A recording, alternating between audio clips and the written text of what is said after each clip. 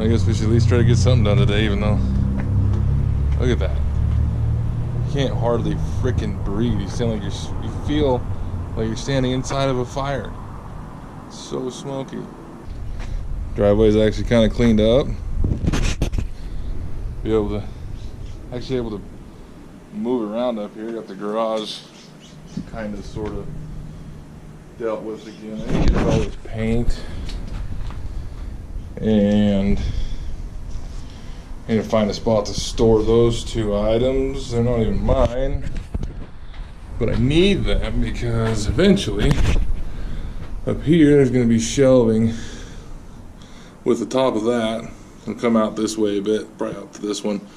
Same over here, and then, but it'll be a horseshoe shape. It was like solid all the way back, but when it was a solid shelf up there, that thing hit it. So I had to pull a solid shelf out, and but now I have no shelf, so I have to build a shelf. Kind of just a lazy Sunday today, really. Just trying to kind of, we're still in. We moved into this house and everything just kind of went in to where we could live in it, and then we stopped for a few weeks. So now we're kind of trying to get to that, everything finalized kind of stage. And so another issue with this thing that's kind of easy to start taking care of, at least, is it has a brake light on. The ABS light comes on, brake light comes on. Now the common problem with this thing was that so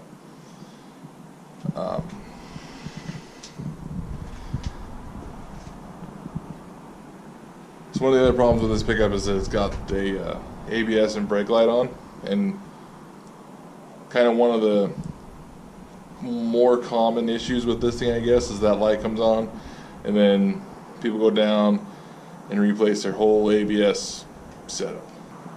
From what I've read on forums, is that it's generally just the ground for the system has gone bad.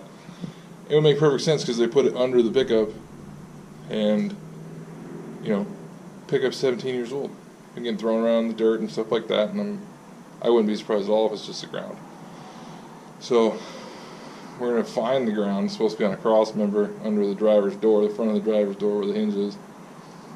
It's supposed to be a ground under there, and we're just going to pull that out, pull that off, get it all cleaned up, back to bare metal, all nice, and put it back, and hopefully that'll take care of my problem. Right here, this is the door seam. Door seam come down. This is the body mount. This is your e-brake cable. I'm pretty sure that is the ground for the ABS module. Now this one, as you can see, is extremely rusted up and gross, and so I'm pretty sure that's why my ABS light keeps coming on. So we're going to pull that bolt out of there and clean up the bolts and clean up the surface that the wire is on, and clean up this piece here, that little thing, get all that cleaned up, and then I guess we'll go down to O'Reilly's or somewhere and try to see if we can get somebody to clear the codes. So with the bolt out, I don't know why GM did it, but I'm not going to do it. I'm not no automaker or nothing, but it seems to me like it's a better idea for that paint to not be underneath these two pieces. It just seems like a better connection to me. So I'm going to go ahead and clean a little bit of that paint off of there, clean these little guys up, and then we'll put it all back together. It just seems like when you're grounding something, if it's getting power or it's being grounded, it needs to be clean, right? Makes sense?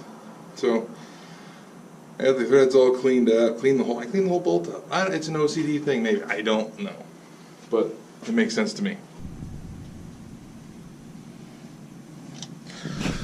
This probably one that doesn't have to be monstrously tight.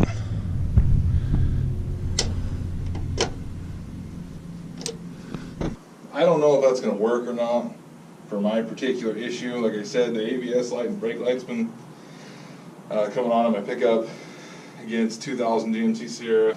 From the forums that I've read, that's the common culprit for that particular problem most of the time with this particular pickup, is it's just that ground has gone bad.